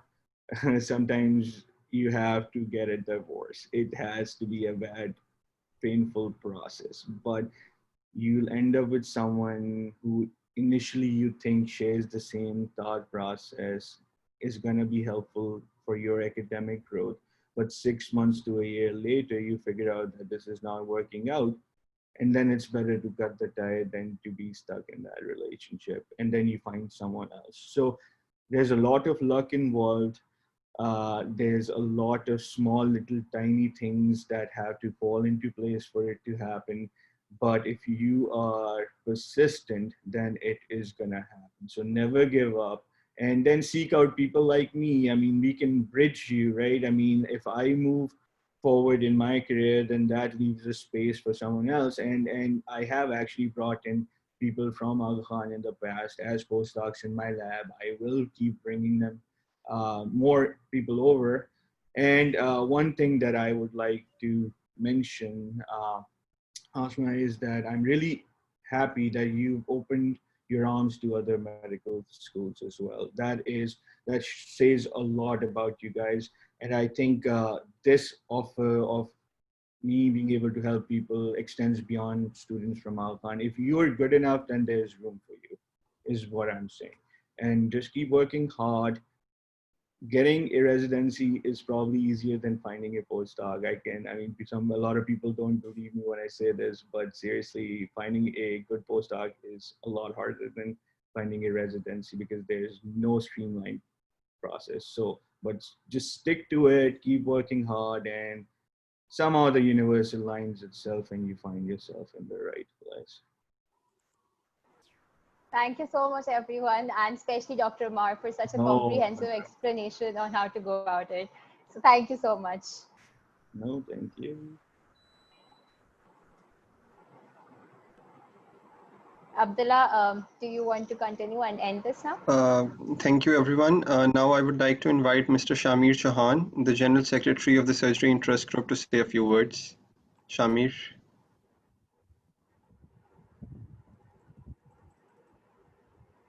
Hello, can you guys hear me? Yes. Okay, great. Salam, guys. Everyone in the audience, thank you so much for taking time out today and being with us. And to our panelists, thank you so much, guys. It was lovely seeing you all again, and it was great listening to you all talk.